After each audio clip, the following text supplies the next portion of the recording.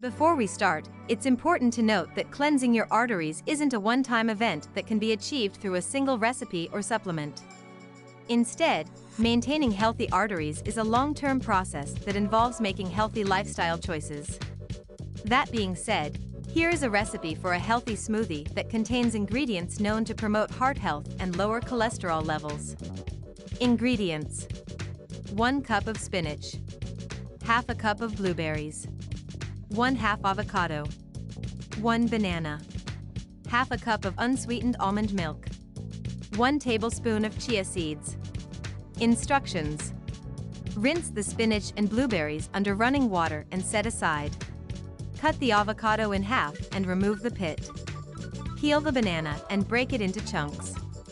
Add the spinach, blueberries, avocado, banana, and almond milk into a blender.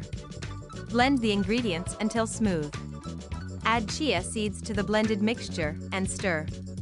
Enjoy the smoothie immediately.